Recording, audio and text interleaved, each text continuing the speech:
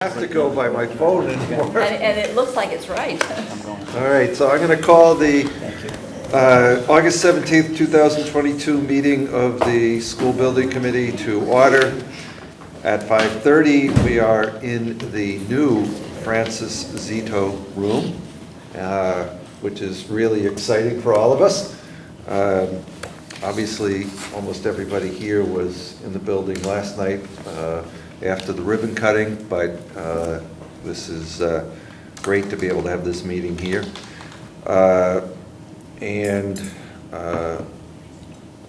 We don't have to call the roll, but for the record, we have Jackie Romanicki, Jerry Freecott, Kate Campbell, Terry DeSisto, Scott Domenici, Ed Stanton, Mark Furtado, Jeremy Gay, and myself, so that gives us a quorum. Somebody? We have Jason too. Oh, and Jason Parento. I missed him, sorry. So that gives us a quorum of 10, so we can transact business. First order of business is to approve the minutes from July 17th. Is there a motion? So moved. Second. Thank you. Any discussion? All those in favor? Aye. Motion carries. Steve, tell us everything that's occurred in the last 24 hours. Corey will show you the latest and greatest photos. Corey will run us through the construction update. Okay, go ahead, Corey.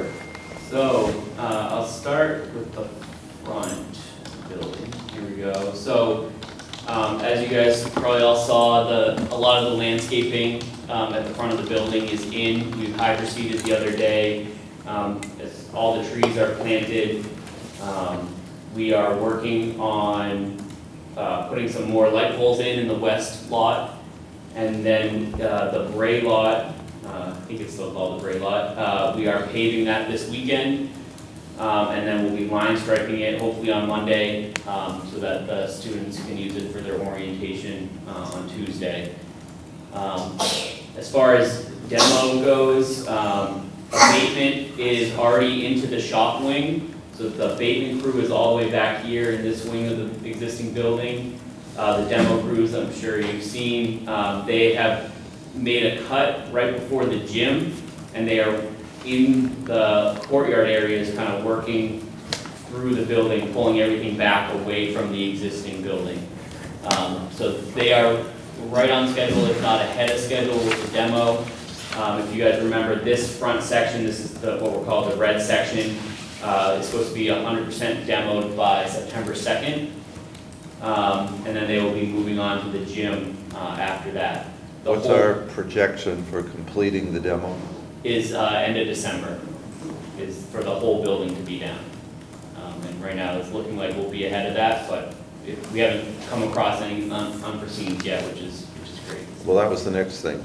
No asbestos in places we didn't think it would be, no underground oil tanks, everything's Not moving. yet. I mean, we haven't ripped out a lot of the foundation yet, so that's where we're expecting, if anything, we'll find it, but for right now. You haven't got to automotive yet, so. Or automotive yet, but right now they're moving right along. There isn't as much asbestos in the brick. It's only the sill flashing in this front section, so that's allowing them to go a little bit quicker. When they do get to the sections of brick that does have the hazardous flashing behind the brick, that will take a little bit longer to do. But right now, the front section is going pretty quickly.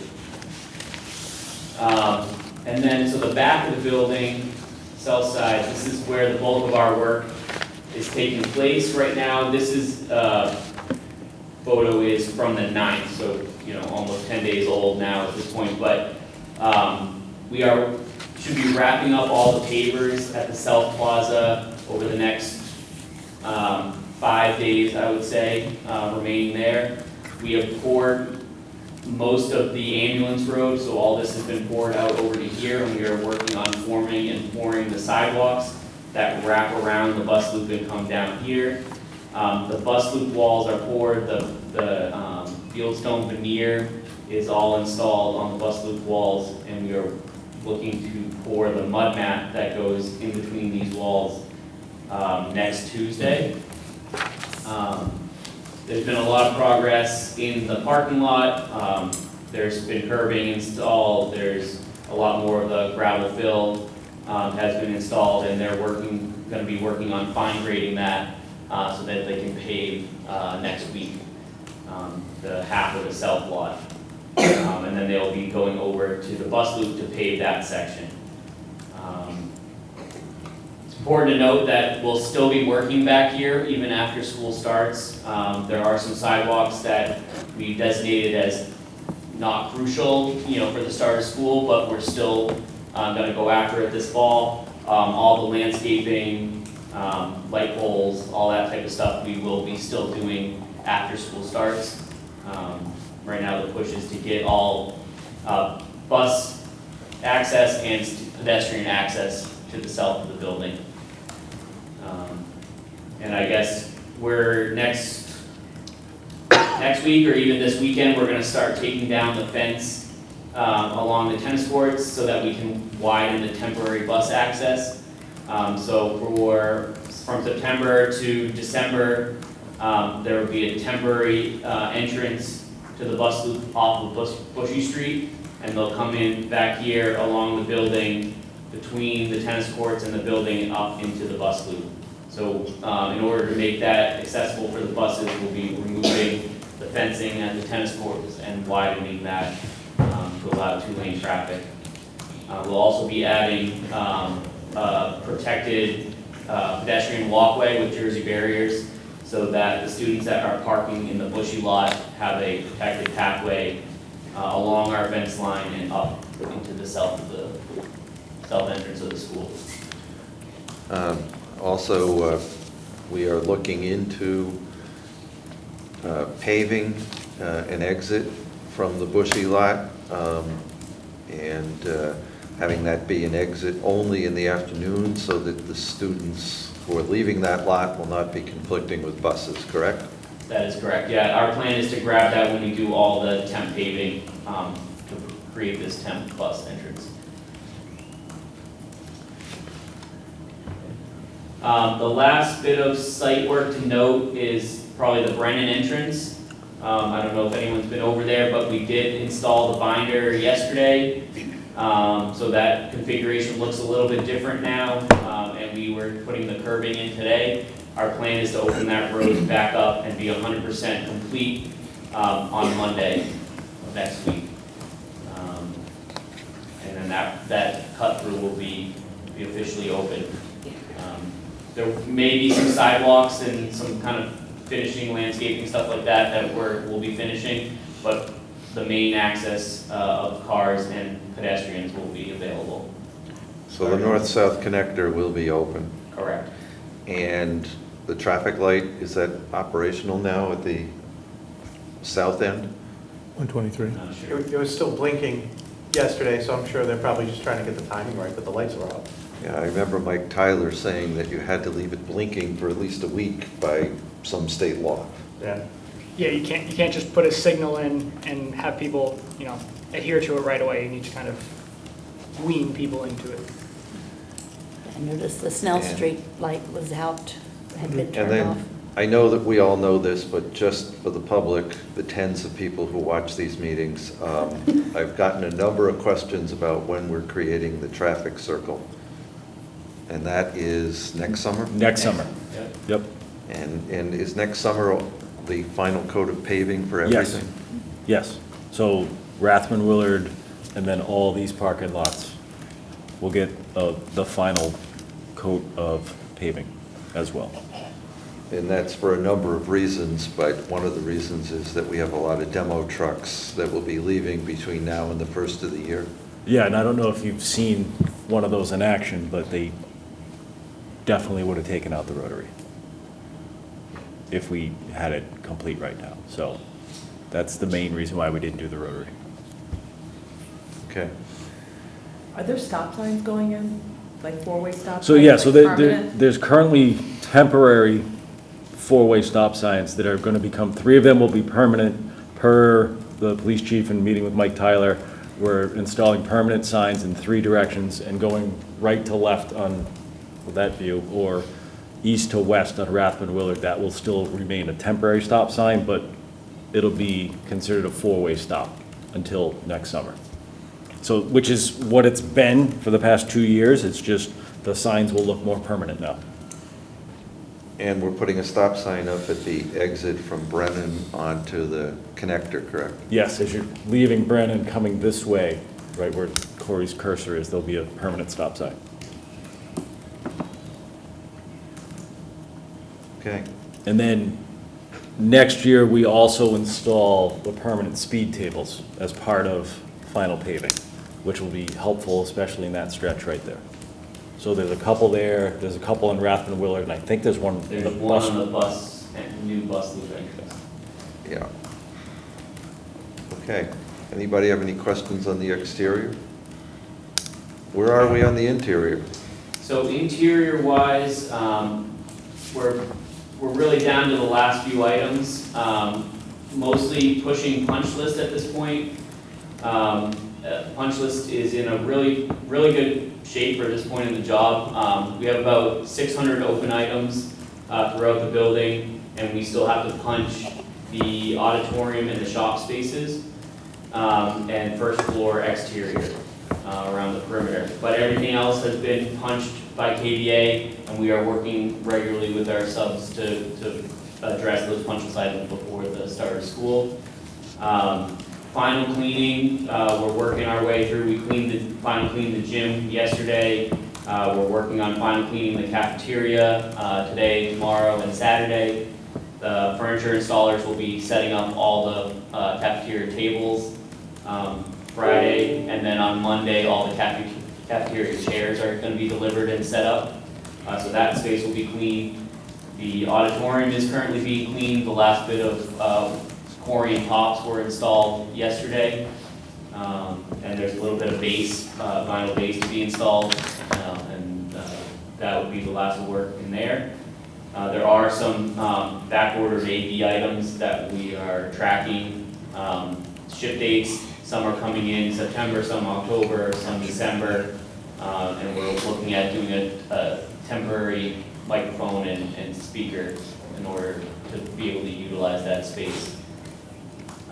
And then probably the bulk of the work that's remaining is in the shop spaces, just getting all the equipment final set. So this is the carpentry shop. So we're working on getting all the new and existing shop equipment installed, set in place, wired, and then ducted. So you can see the dust collection system getting tied in, all the pieces of equipment getting wired. So carpentry's in good shape, electrical is in good shape. Automotive, there's going to be a big push next week on automotive and metal fab to get those looking just as good as carpentry and electrical. Plumbing and HVAC, there's not a whole lot of equipment in those spaces, so those are pretty much complete at this point.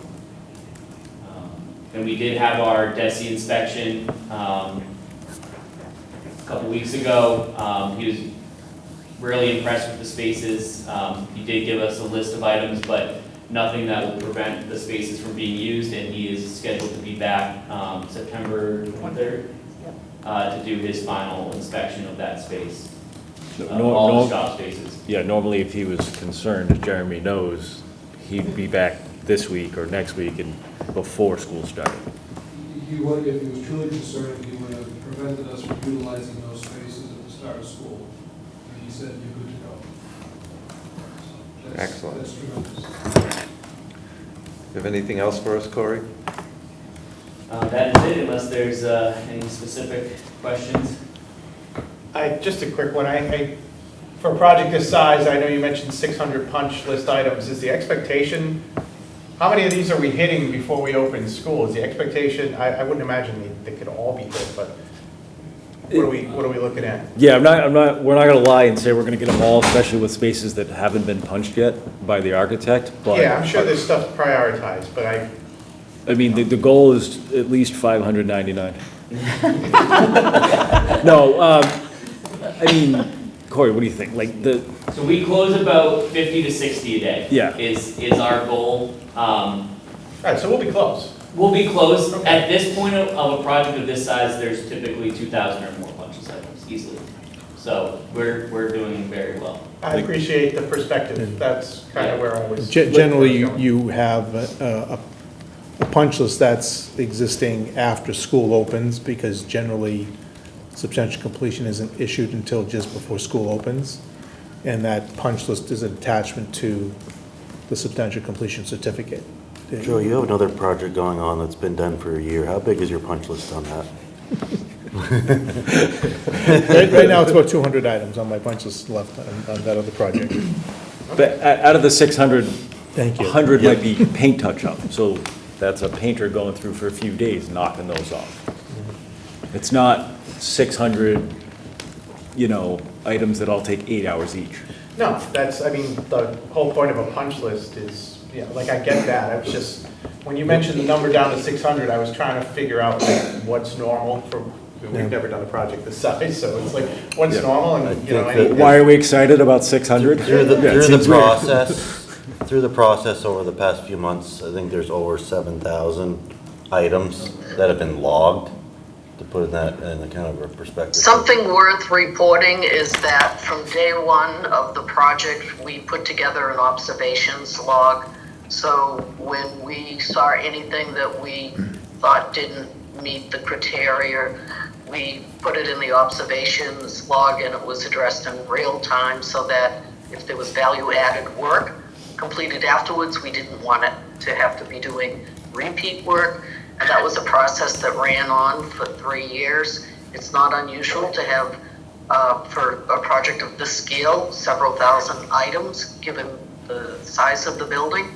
And, last month we reported, and we weren't completely through the punch list, but it's in the meeting minutes that there were 1,500 items, and that was without KBA having completed their punch list. So there's definitely progress that's happening here, and it's been ongoing over a very long period of time. Thank you. I mean, I wasn't being critical per se. No, I was just asking it's a the fair question, how quickly do you hit these up? And it sounds like, you logged about 7,000 items, I think I heard you say, Craig, so we're clearly down to less than 10% of them, so. Yeah, now, there are certain things, though, that are gonna be occurring after school starts, because stuff is back ordered. Yep. So there still will be workers entering the building in September and maybe October, is that correct? Yes, yes. We're talking, 2 or 3 at a time, not the crews that we've seen. And we're talking off hours. Yes, 100%. We still have, week and a half before school starts. Right, so. but there are certain things, Scott, that we know are on back order. Oh, yeah. That aren't gonna arrive Yeah, we by heard next that. week. We just mentioned the AV. Some of that's not Right. going to come until Yep. later in the start of the school year. But in terms of the punch list item, by the time school starts, that number will be down even more significantly is the point. Hope so. So maybe this would be a good time to ask Ann Jeanette to bring us up to date on the move from the old school, the delivery of furniture, all the things that you have been looking at. So the move from the old school is substantially complete, with the exception of a number of items that have been moved over into the metal fabrication shop. I believe there's some stage props in there, as well as a lot of the stock for the metal fabrication program. And the reason they couldn't move that over was because we had to wait for the aprons to be finished at the overhead doors, just because of the weight of the material itself. But that's all that remains in the old building, and it's limited to that one space. With the additional abatement activities that occurred in the old building, there was a shuffle with the sequencing of the move, so that I have to say that Eva rose to the occasion, as did Sterling, and they were able to pivot and grab what they could. I think that Benagro was very mindful in keeping things as organized as possible. The whole abatement process was pretty it was a lot of work. It was a lot of work. They had to clean everything, wipe it out, push it to a central location. So I guess there was a couple of items that were left behind. We had walked, Jeremy, myself, and Eva had done a final walkthrough after we were able to get into the space. And we did come across a couple of rooms where we found some crates and whatnot. And then I guess Kate had indicated that there was a couple of other things that didn't make the transition. So Mike Cullen has the list, the rooms where they should be located, and he'll go into the space when allowed to do so and see if we can find the remaining items there. Today they had a settling day, and that was an opportunity for any of the items that had been moved that were, say, too large for an individual to move themselves, just some adjustments. And then also they brought back 4 movers. They had these big, huge fireproof cabinets that were relocated from one of the offices down into, I think, 3 or 4 different areas as well.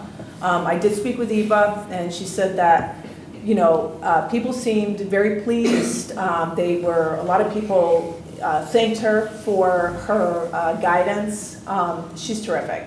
She's really terrific. So that is I think that was successful. They will be back. The last move, getting all the remaining items out of the old building, will be on the 26th, which is a week from Friday. And then we should be done after that. As far as the furniture goes, it's been a little bit of a challenge with deliveries and whatnot, and then distribution. I think, Craig, if you want to speak more to, I don't know if you're, Casey was here today, and there's been ongoing deliveries. There's 3 or 4 different furniture vendors that have been in. You know, these tables may have come from one company, these chairs came from another, so there's just a huge amount of coordination. And I think, Mark, you've worked with Casey, and she's been really very attentive and done a really great job in coordinating all of this. I mean, it's 476,000 square feet, and we've got 3.5 million, I think it is, in furniture. So there's a lot of balls in the air, if you will, but I don't know if you wanted to add anything, Craig. Yeah, I mean, she's been herding a lot of animals, if you want to call it that. Yes. But yeah, no, she's done a great job as far as managing all that, and even as we all know, there's the challenges as a result of COVID with deliveries, and even with our best foot forward of ordering stuff ahead of schedule of what we would typically do, there's still been challenges, and we've been working really hard to make sure that every schedule that we're aware of has been communicated to the district. No, I'm talking right now, buddy. That we, and to make sure that the school's aware, and that we make every effort we can to meet what the needs of the school are as far as getting that furniture here, or coming up with plan B for that, so. Casey's been very flexible and very attentive, as you said. Okay. Then, any other questions on the construction update? Steve, Corey, whoever, do you want to go into change logs? Yep. We'll start with the approvals, if that's okay. GCO number 23, there are 5 GCRs. I'll go through them quickly. GCR 157 was for IT office revisions per Jonathan, some added outlets and data jacks. $12,032.62. GCR 158, copy center power revisions to match up the power of some of the existing copiers that were brought over. That was $5,249.88. GCR 159, power to shop sinks. So this is the automatic sinks, didn't have power shown to them on the electrical drawings. So that was an add of $5,071.69. GCR 165, temporary phone connection requirements. So weren't able to get the permanent phone connection in time for the elevator inspection. So we had a temporary solution fed from the existing school. That was $9,778.53. And GCR 166, added data for time clock for Jason and his crew over the loading dock area. That is $1,148.75, total of $33,281.47. And as always, all of these GCRs were fully vetted by Consigli, Skanska, and KBA. Okay. Anybody have any questions on those? They're all things that we had been aware of at previous meetings. Yes, there it is up on the screen. If not, then a motion is in order. So moved. Second? Any discussion? All those in favor? Aye. Sounds unanimous. Okay, contingency, is that what we go to next? Well, I'll do the new CRs, the new Okay, GCRs. sure. Things that we're tracking, nothing that we're seeking approval of tonight, but just so everyone's aware. GCR 168 added power and data for some FF&E items. This was mostly in the central offices for printers and a little bit of a revised layout, carrying $20,000 for that right now. GCR 170, relocate tall cabinets. It's those three cabinets right there. They were originally in a different location in the house offices, and then they're obviously relocated into this room. $5,951.95. GCR 171, added data for AACS. That's to add 3 data jacks in this room, carrying $5,400 for that.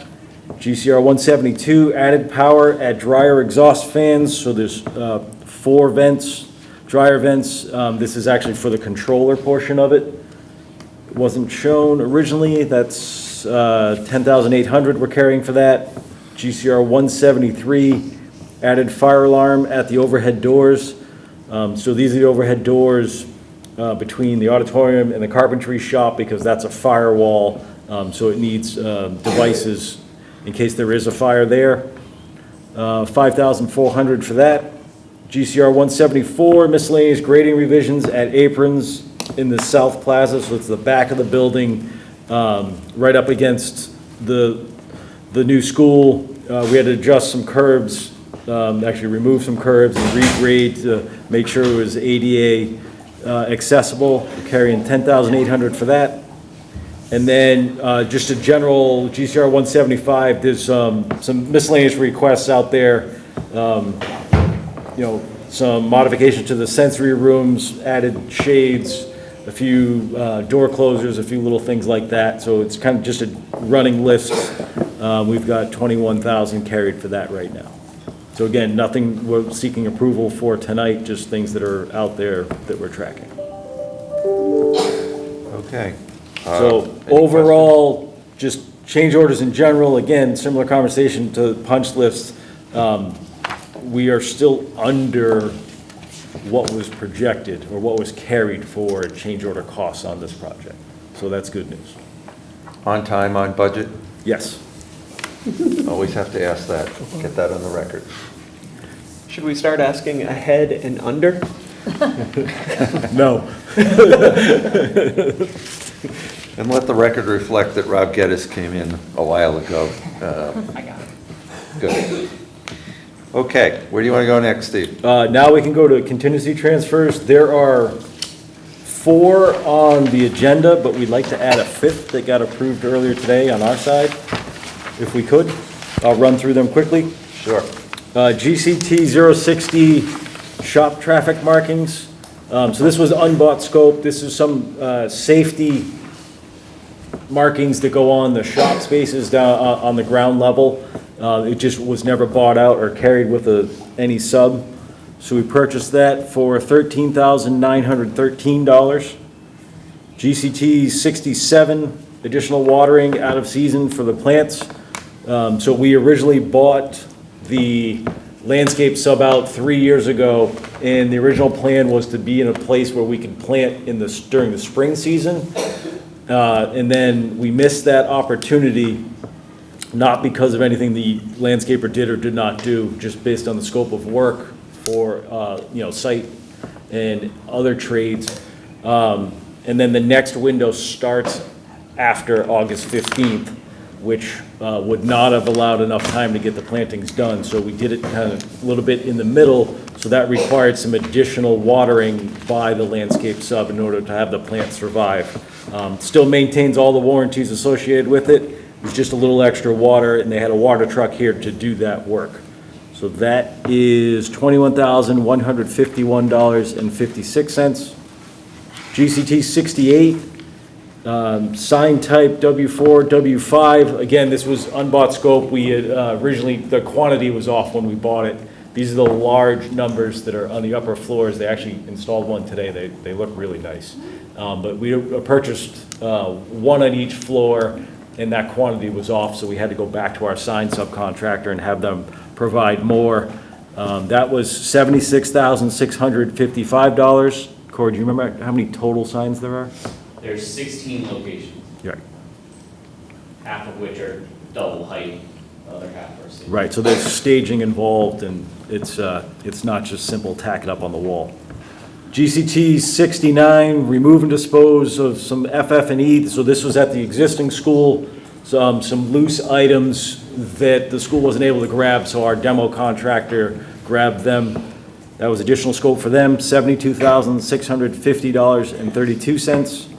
And then GCT 70, elevator disconnects. The state elevator inspector came to inspect the last two elevators and interpreted the code different than I think everyone in this room had ever experienced with disconnects installed in an elevator machine room, and requested either to relocate them so that the disconnect arm was within 18 inches of the door, which was physically impossible, or to have a disconnect with a left-handed pole, which is kind of like a purple zebra. They're very hard to find.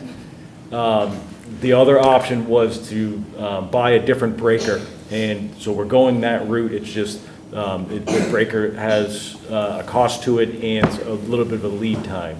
So that is $5,056.93. And again, this was, if we had 30 elevator inspectors come in and look at the room, 29 of them were going to be okay with it.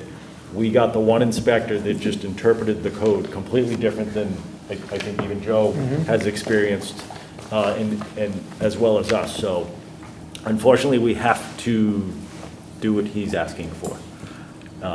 So there's just a cost associated with that. So it's a total of 5 contingency transfers totaling $189,426.81.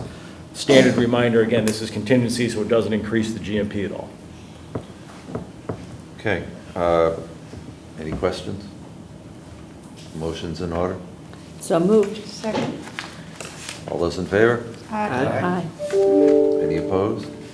Motion carries.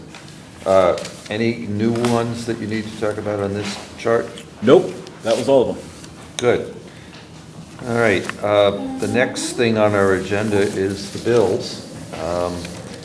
And Anjanette, do you want to go over your chart and then we'll pay the bills? Is that the appropriate way?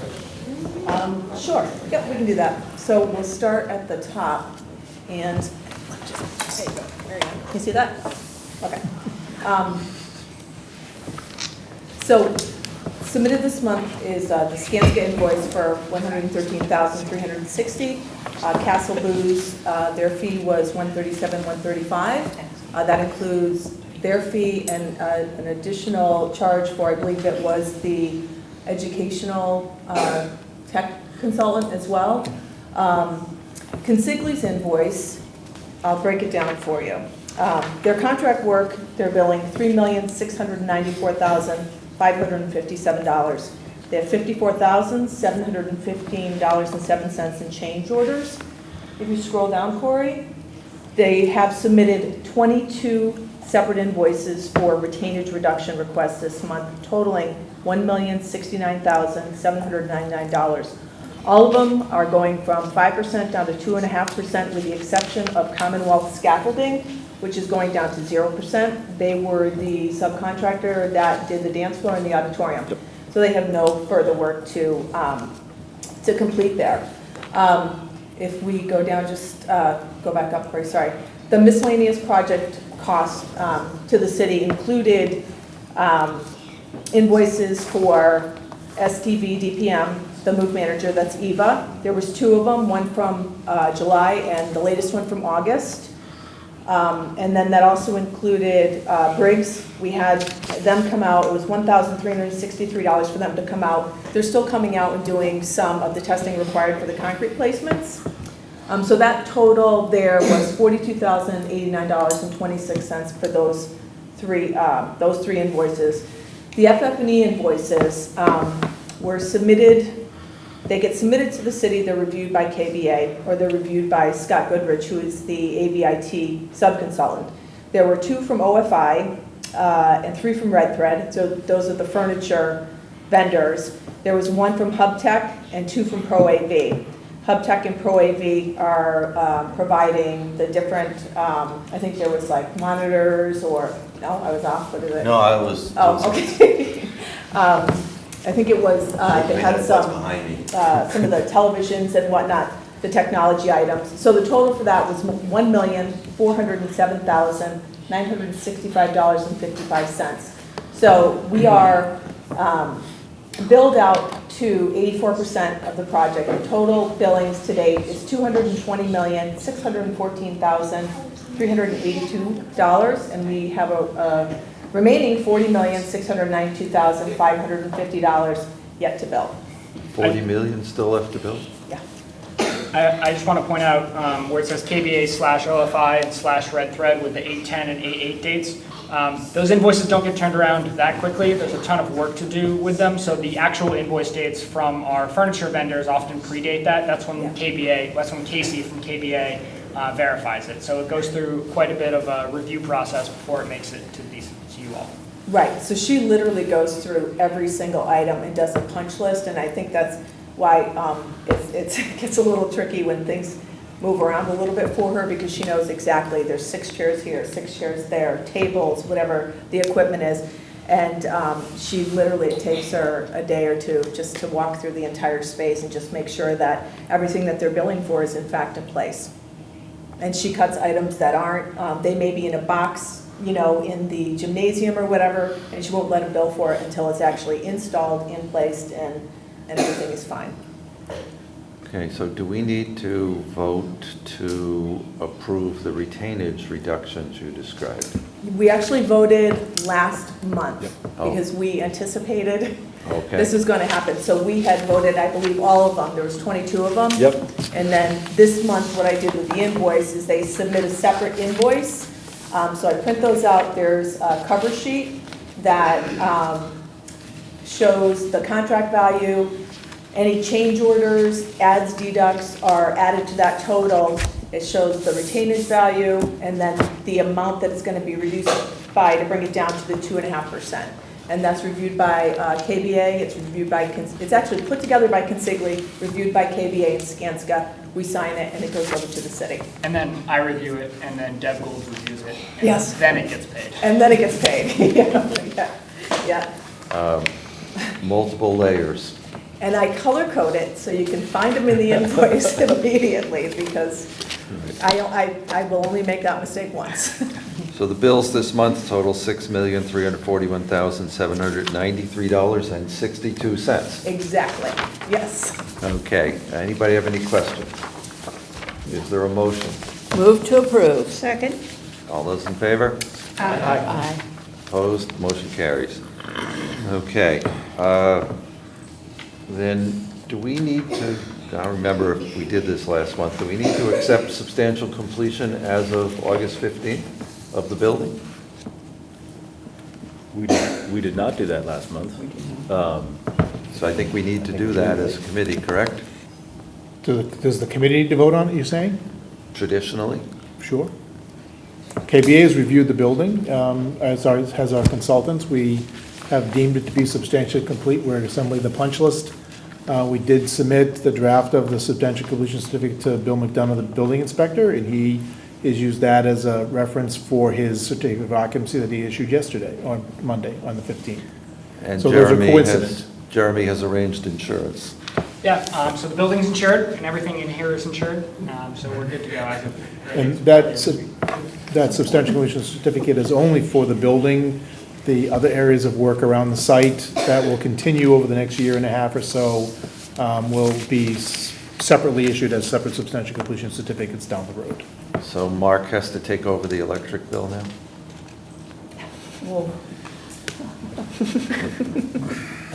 Steve is As of. smiling. Mark is frowning. Once I give him the meter numbers, right, Mark?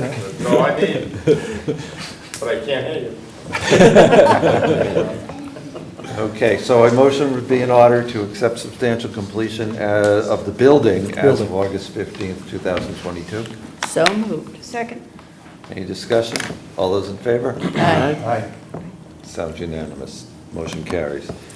Okay, It's so much faster live. isn't it? You're telling me? And then I guess the next thing is, Joe, do you want to talk about, or Craig, the KBA additional services? Fine. We have two contract amendments requested. One was for additional survey work over at Highland Park, necessary as the original scope for Highland Park was that it was going to be returned to its original condition at the end, but now that it is desired by the city to remain a parking space, that requires a survey through the planning department to be finally certified. Yeah, well, let me jump in here. So if you remember, when we created the parking lot over there, we had to get a stormwater permit from the Conservation Commission, and whether we were tearing that up or leaving it in place, it still requires an as-built plan so that the Conservation Commission can vote that we did the work in accordance with the permit. So therefore, Semiotis has given us a fee of $11,550 to do the as-built plan, which would allow us to then apply for a certificate of completion from the Conservation Commission. Yes. You agree, Joe? And so this, Jeremy, that's how the is this cost handled? with the 10%, right? that is correct. Yep, okay, yep. So this is an amendment to your contract? Yeah, it's an amendment to our contract. We proceed with it that way. We've done that in the past with this committee, but it doesn't change our contract sum, fee. We have built into our contract a series of allowances, and this just is something we're using part of that allowance value for. So it doesn't change our contract fee at all. It's just utilizing some of the allowances we have built in. Okay. But in the past, we've said that those sorts of things, we want them approved by the committee, so we're going forward. It's a reimbursable expense that is allowed by contract, and we anticipated this and carried money in the budget for it. Okay. Any questions on that? Motion's in order? So moved. Second. Any discussion? All those in favor? Aye. Any opposed? Motion carries. Okay, and then UEC, Joe. UEC, Universal Environmental Consultants, there are hazmat monitoring service, and they do air testing of the abatement process. After the additional abatement work that was necessary in the high school, following the police activity, we needed to have someone go in and monitor that abatement process and to do air testing of that. Their price to do that was the $90,000 plus. And it is again included within our contract, as Marianne said, as a reimbursable expense as part of the allowances we have built in. So that's $99,900. Right, it doesn't change our contract fee, it's just utilizing monies that we have built in. And even though it's an expense that we're bearing, I think it was valuable to allow all those police agencies to have some real training. Hopefully they'll never need it, but you plan for the worst and hope for the best. So motion is in order to approve that amendment. Move to approve. Second. Is there any discussion? All those in favor? Aye. That sounds unanimous. Okay. Is there anything else that we need to do tonight? Anjanette or Marianne, are there any further updates you need to give us? I don't have any. Marianne, I don't know if you have any? Presents. Yeah, my only comment would be that I truly believe the project is progressing nicely. We're in a good place for this stage of the project. Like anything new with everybody moving in, there's uncertainty for the occupants because they're in a new space and they're learning to getting to know the building. And as expected, there might be some additional smaller needs that might be required. We're addressing those as those issues come up. We're reviewing them with Mark Furtado and prioritizing the work there.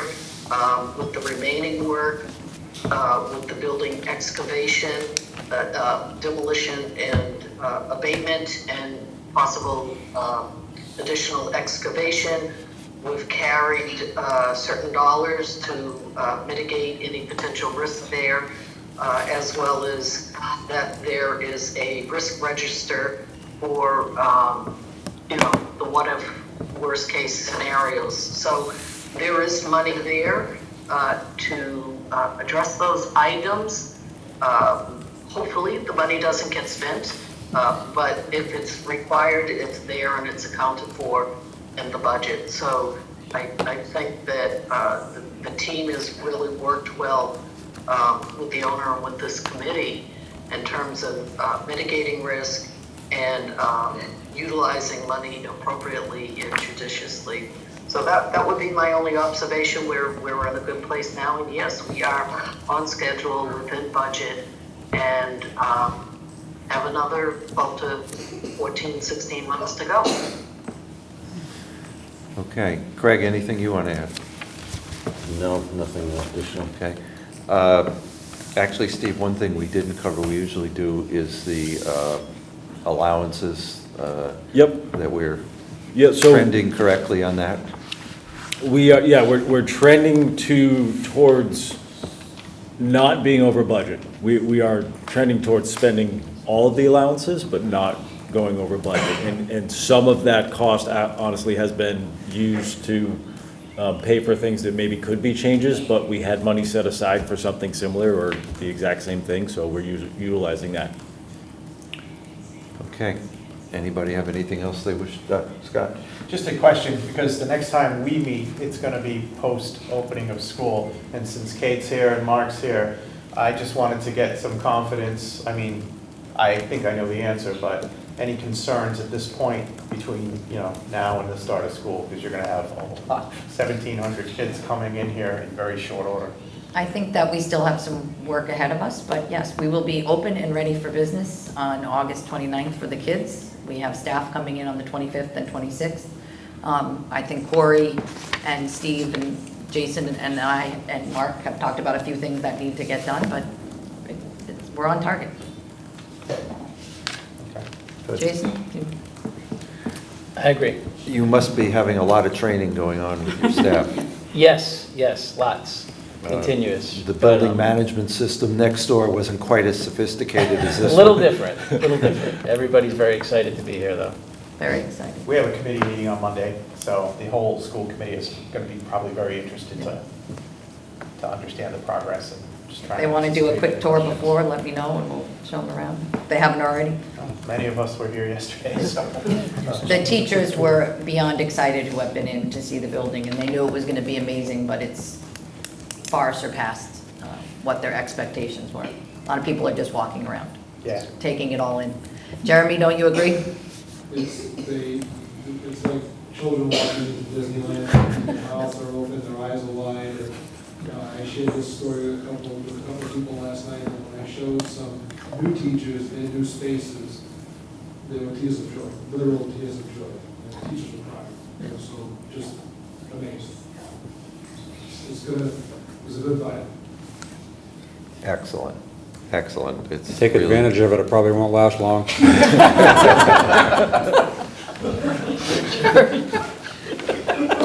Well, this is an exciting time. As I said yesterday when we did the ribbon cutting, it was 8 years ago that we sent the statement of interest into the Commonwealth, asking them if we could undertake a project. At that time, we envisioned replacing the boilers and the windows. We've come a long way. A long, long way.